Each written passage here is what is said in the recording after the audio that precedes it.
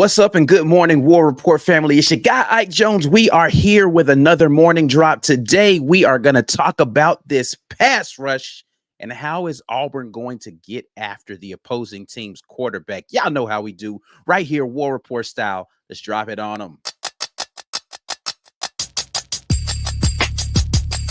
You are now listening to the War Report.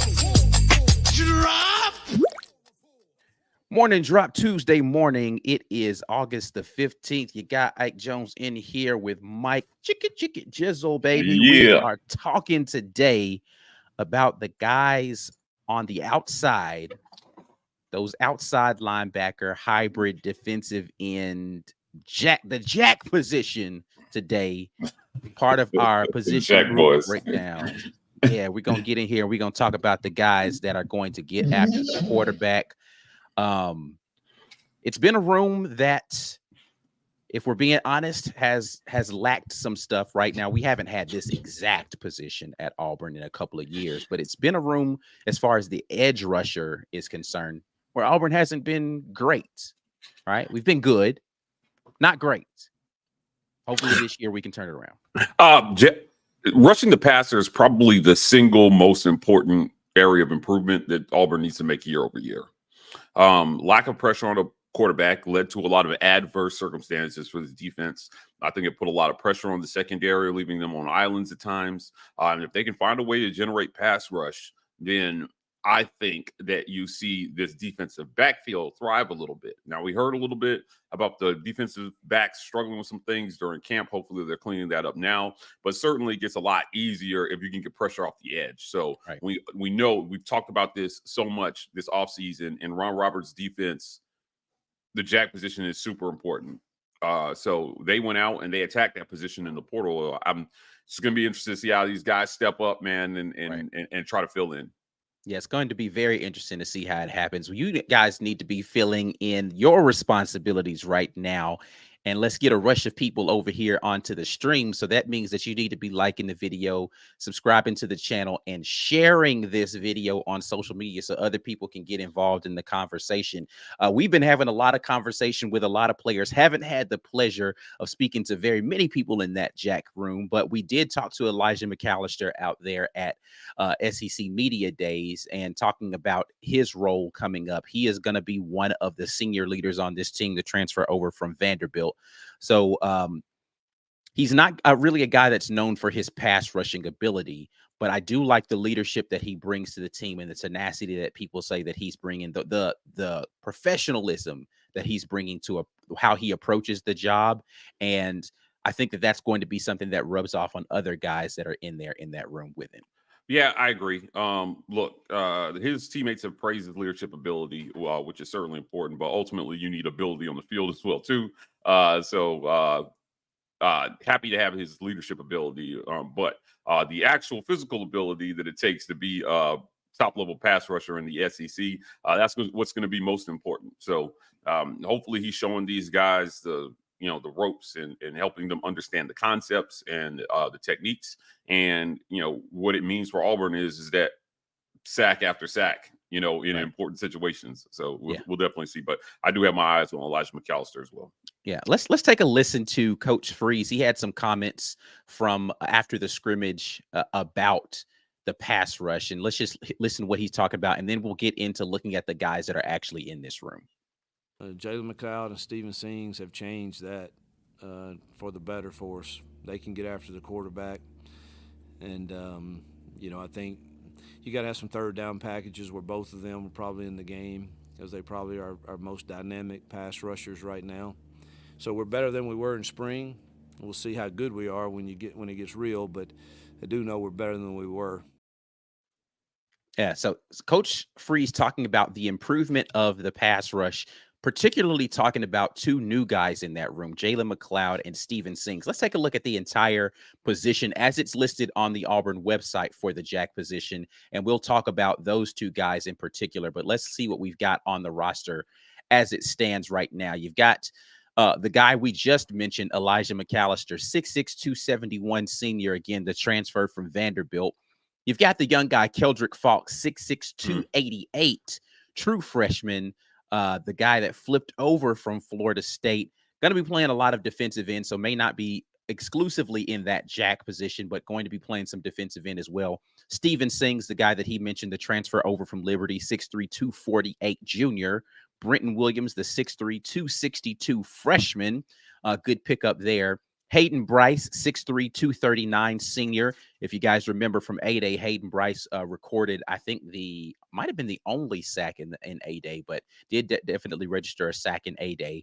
Jalen McLeod, aforementioned by Coach Hugh Freeze, 6'1", 237 junior, transfer from Appalachian State. And then John Martin Richter, 6'2", 215, freshman there. So as we look at this jack room, this position, and thinking about the comments that Coach Freeze said about the improvement from just those two guys, Sings and McLeod, what are your thoughts on where we stand with this jack position in this position group? Steven Sings is a name I had not heard a lot this summer. So it's part of the fun of fall camp is there's always a name, right, that arises that wasn't being talked about a ton with the guys. Falk has been getting plenty of pub. We've heard about Elijah McAllister, Jalen McLeod, who we've had, but Steven Sings, I was interested to hear Hugh Freeze bring his name up there. So super interesting to see him kind of arise because I kind of know what I expect from the others. Keldrick Falk, man, hopefully this begins kind of a flow of them developing young guys at that position as well, too. So it seems like there's been a rush to the portal to try to find pass rushers. They got I was a kid from Northwestern out of the portal. Eku Leota. They've gotten some pretty good guys out of the portal, but I still feel like if you're going to build a dominant program, you have to do it through high school recruiting. These guys, Keldrick Falk, is going to be part of that. But these guys, man, I'm surprised to hear Sings' name emerge in this. And when I tell you, I heard nothing about him. Yeah, like literally, it feels like he came out of nowhere to be a factor in this. So they're going to rotate a bunch of guys at that position. But man, I mean, if they've got three guys there, my question is that enough? And this defense is three guys enough to rotate at between McAllister, Falk. I guess four guys, Sings and McLeod. Yeah. So, is that enough? Yeah, I certainly would hope so. Four-person rotation should be pretty good. The question is really going to be early downs, who's going to be getting the most reps there when it's not an obvious passing situation. Coach Freeze talked about the sub packages where, maybe on third down, you'll have both Sings and McLeod in there as pass rush specialists so that you can't just lean in one direction or the other. But what sticks out the absolute most to me from this graphic and this right here? Number one, going to find a picture of somebody. I had to get an obvious practice picture, right, of someone in an Auburn uniform. But that is what made me realize, other than Hayden Bryce, not a single player on this graphic in this jack position has played a single down at Auburn University. And even in the case of Hayden Bryce, hasn't had very many snaps because he's been buried on the depth chart, and he's a senior in that room. No snaps at Auburn for anybody listed as at the jack position on the roster right now. Wow. Yeah, that's flipping in room completely. That's mind blowing, actually. Yeah. That's mind blowing. Zero experience here. Right. At the now you got snaps and you got collegiate snaps, of course. Yeah, I'm saying like Auburn experience though. And McLeod, but none of these guys have played a single down for Auburn University except for Hayden Bryce. And again, that's very limited because he had been buried on the depth chart. Yeah. Wow. I don't even know what to say. I don't even know what to say about that. But it shouldn't be shocking because we know over half of this roster now is constructed from guys from high school or the portal. Right. So, if we took a look at other positions, I wouldn't be surprised if there were shockingly little snaps returning on campus at other positions as well, too. In the other positions, you would probably not have a lot of snaps, but you would at least have more guys who'd worn the uniform on a game day. Yeah, for sure. Yeah. Now, you're probably still going to have a lot of people who are going to be in the top two or in your two deep who haven't played any Auburn snaps. But this one right here, again, to have this number of guys and only one guy even worn even gone through a freaking tiger walk, right? Only one guy can say he's done that on a game day for Auburn, and that's Hayden Bryce. Every single one of these guys is going to be a brand new environment for them playing in Jordan Hare their first time when they play and suit up against UMass here in a couple of weeks. Yeah. Yeah. Wow. It's gonna be brand new. It's gonna be brand new. It's gonna be interesting. UMass is, I think, is a good test for them to try to see if they, how assignment sound these guys are. See if they can physically dominate a weaker opponent. Ike. But of these guys, look at Keldrick Falk's playing at 288. Yeah, big guy, Yeah, he's a freshman, big but guy. already out there looking like a grown 6'6", man. 288. So that stands out. Elijah McAllister is right behind him at 271. Now, see, listen, I stood right next to Elijah McAllister, and he did make me feel like a little child standing next to him. For But sure. 6'6", 271. But just imagine 6'6", 288 standing next to you. Oh my goodness, that feels monstrous. it's like a tackle weight almost, right? Like, Yeah, he definitely looks like he could play. Which is why I think he's going to be playing a lot of defensive end. It's going to be interesting to see how they mix and match guys in this defensive front. With the versatility that I think a guy like Keldrick Falk brings to you, and being able to be, whether or not he's going to be able to be an effective pass rusher, I think is going to be one thing, but he is definitely going to be a monster to handle on the defensive end side or the edge of that defense in the run game. Right. It's wow. But look how much smaller the other two candidates are playing at. Right. Sings at 248. And I mean, there's 40 pounds of difference between him and Falk. Yeah. Right. And McLeod at 237. So there is 51 pounds of difference between him and Keldrick Falk. Which is interesting, right? Because you watch the film on Jalen McLeod. I don't have any on Steven Sings. I'll see if I can get some, but we've already done a watch the film session on Jalen McLeod, and he plays with really great leverage, but I think the smaller size is what lends to his speed around the edge, because he is sudden and he actually plays with a lot of power to be a guy who is, I mean, he's the second smallest guy in that room. At 6'1", 237, he's the second lightest, but he's the shortest by 2 inches, or excuse me, 1 inch if you're counting John Martin Richter, who I believe is a walk-on freshman player there. Not listed here, Gordon Powell, of course, or Powell Gordon. I don't know why I say his name backwards every single time, but Powell Gordon, who is rumored to be playing over in the jack position a little bit more now that he's rejoined the team. But yeah, he's easily the smallest guy out there. Another guy who is missing from this graphic, who was going to be playing more on that edge potentially in the jack, was going to be a guy like Demario Tolan, who was supposed to be sliding out there to that position. So we are, I think it's, to your point, the rotation of how these guys are going to play. Do you have 3 to 4 strong candidates that you can rotate in and out, and hopefully weather little nicks of injury throughout the season to be able to be consistent in the way that you pass rush, man? Because when Echo Leota went down last year, I think our pass rush went to hell. It did. It was tough. It was tough when he went down, even with Derek Hall still out there. Yeah, it was tough when he went down. So having 4 guys who could possibly do the job, I just wonder how differently they're gonna, the difference between 288 and 237, and those guys, is he going to be able to, get under the pads, keep leverage and get past the offensive lineman untouched, right? Like, is this a speed thing for these smaller guys?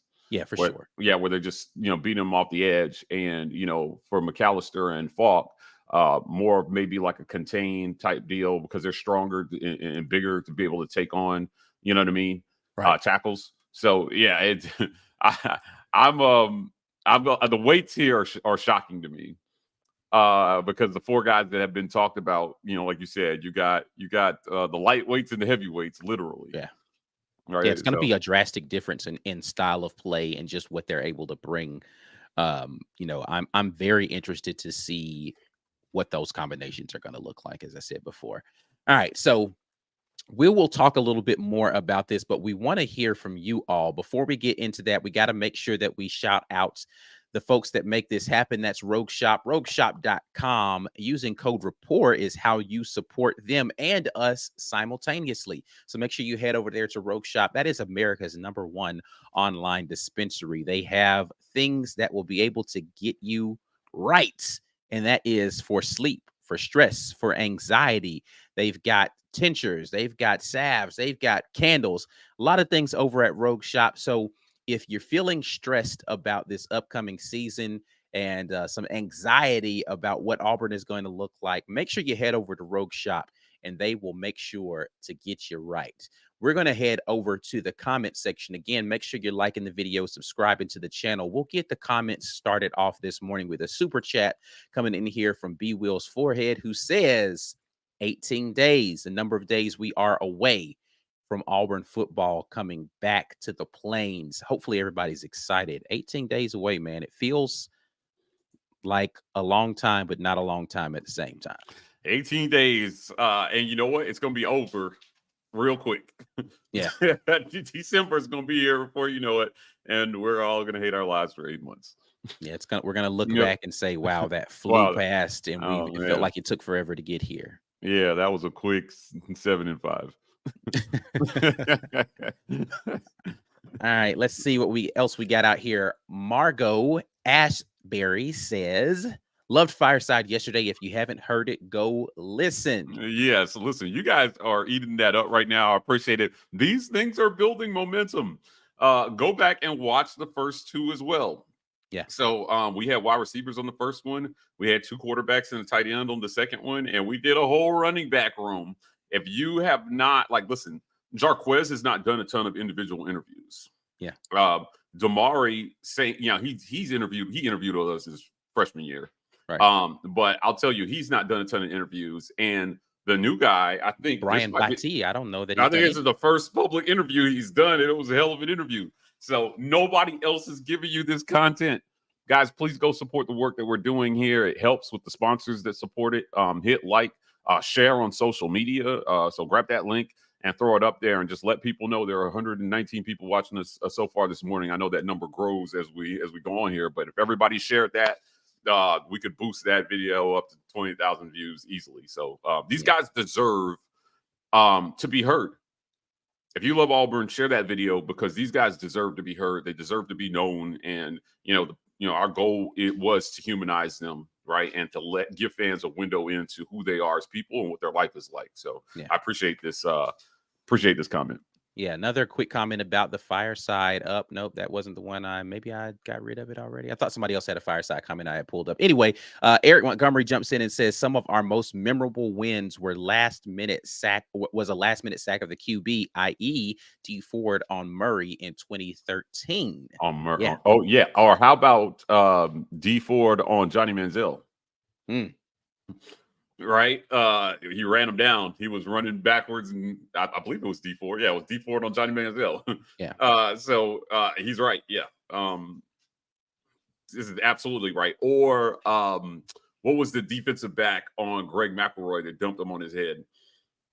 He hurt him. He knocked him out of the game on that play. Yeah, I'm looking at Tasharvin Bell. Tasharvin Bell, there's my guy. Tasharvin Bell, put McElroy on his neck. McElroy's a friend of the War Report now, so sorry, Greg. but Tasharvin put you on your neck. Hate it had to be him. Yeah. Sorry it was you, but I can't rewind time. We weren't friends then. Yeah. Let's see here. Jaquan Grant says, do y'all think it is possible Keldrick Falk will have 10 sacks this season? 10 sacks? Wow. At 288? We'll see. I mean, I don't know, man. I don't know. I have so many questions. I'm not ready to make this prediction. I think it's possible. And here's why I think it's possible is that I think if they want to get him more run at a true jack position, it's going to come during some of the cupcake games.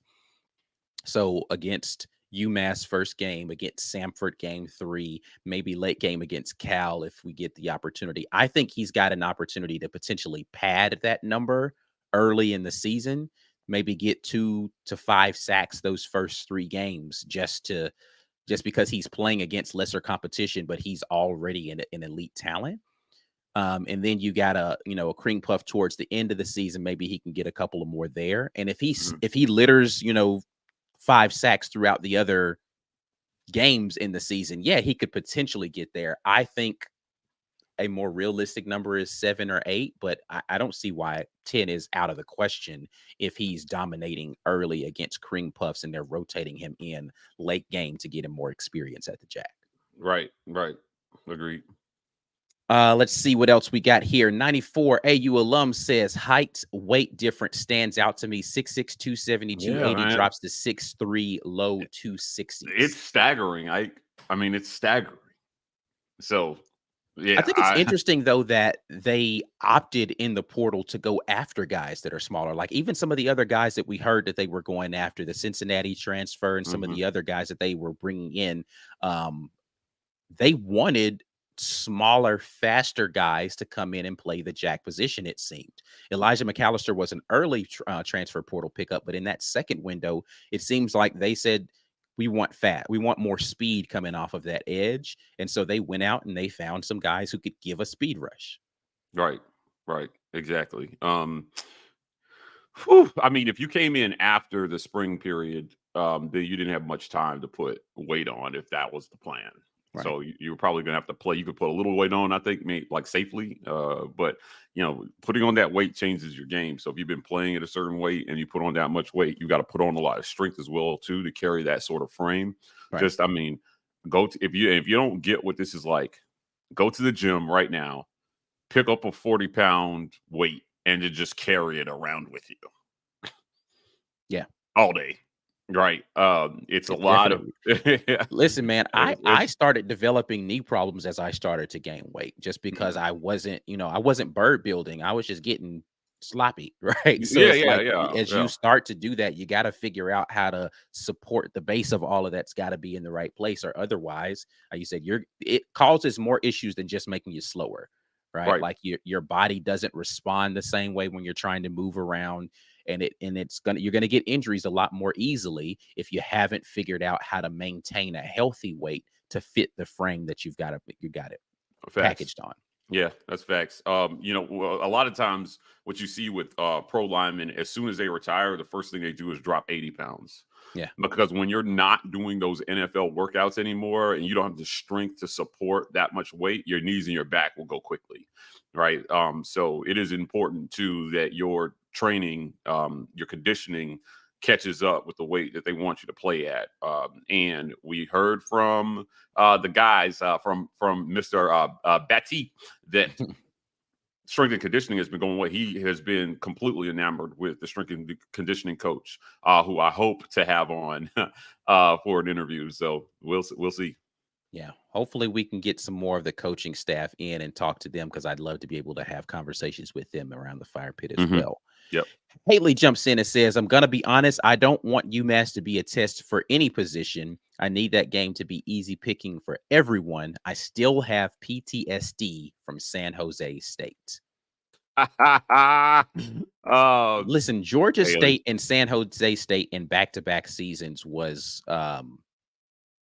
that was painful as an Auburn fan to watch us struggle with teams that from a talent and athleticism standpoint shouldn't have even been in the same stadium with Auburn.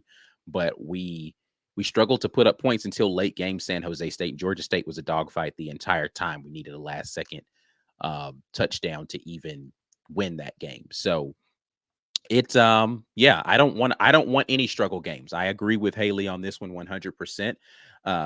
Hopefully we just go out there and physically dominate every team, but specifically UMass, Samford, New Mexico State. Those 3 games shouldn't be in question at any point in time outside of the first quarter. Absolutely.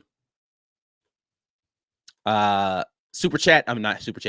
chat here from James Morris, who says, so how many overall turnovers do you all expect to force this year?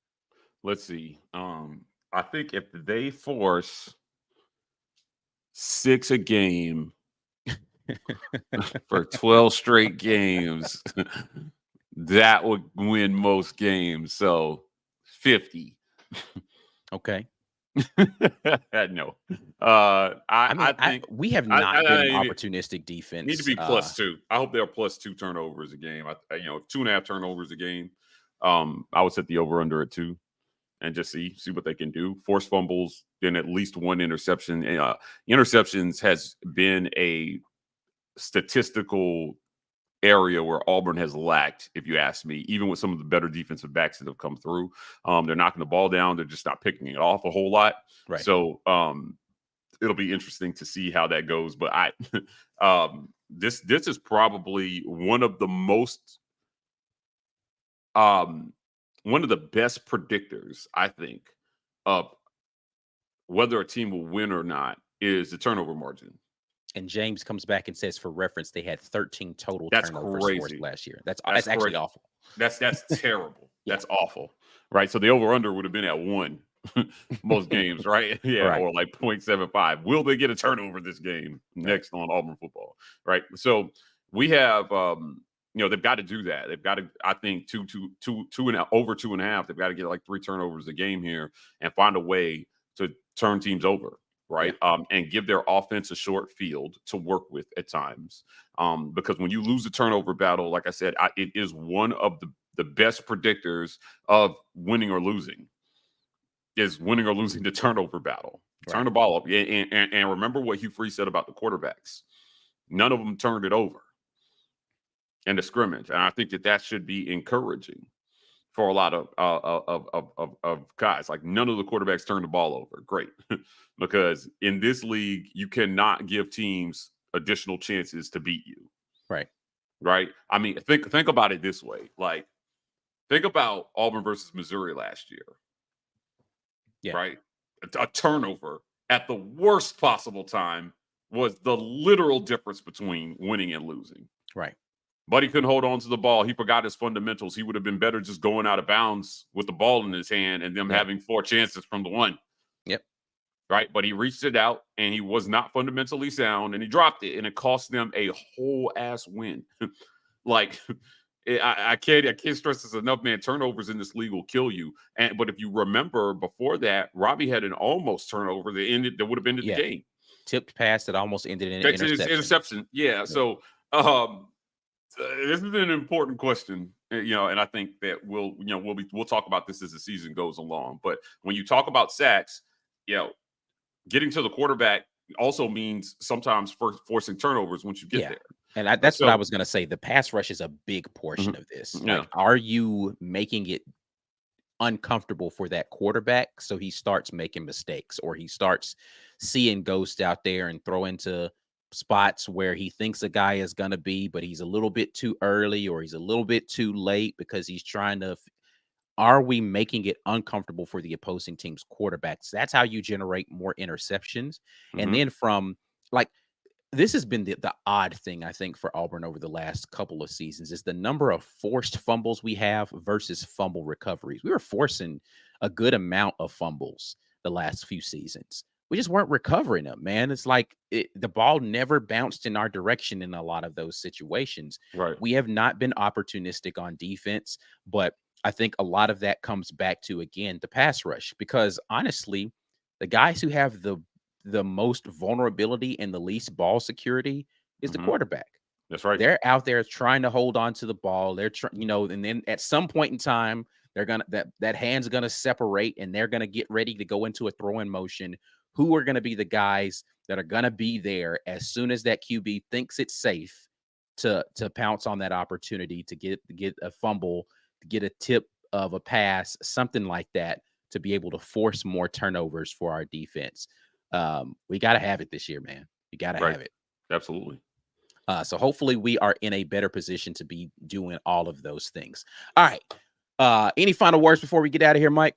Yeah, look, we're going to keep an eye on the jack position. We did talk to Jalen McLeod yesterday in player interviews up at the Performance Center. Those guys are supremely confident in what they can accomplish this year. I think there's a lot of good energy in the room. Defensively, it's going to be super important based on what, kind of struggles they have early offensively, which I do expect. I expect Auburn to struggle offensively in the first few games, at least through the air, while they try to figure out what it is they have and, who's going to be quarterback or whatnot. So that race is starting to kick up. Classes start tomorrow, I believe, for students at Auburn. And it's almost time to get into season prep mode. So they don't have much longer to figure things out in camp. Like, you have to decide who's at your 2 deep. And then you've got to turn your attention toward UMass and putting in a game plan and knowing who's going to be there to execute that game plan. So looking forward to moving forward here and seeing what Hugh Freeze has for us at every position. Yep, absolutely. All right. Well, you guys know what you need to do. Head over to the Rogue Shop. Thank them always sponsoring the morning drop right here on the War Report. Use code REPORT to get a little something off of your purchase. Again, Rogue Shop is America's #1 online dispensary. Before you get out of here, make sure you like the video, share the video, subscribe to the channel if you haven't already. We'll be back at you all with another morning drop tomorrow morning, talking a little bit more Auburn football. Until then, and as always, War Eagle, we're out of here. Peace.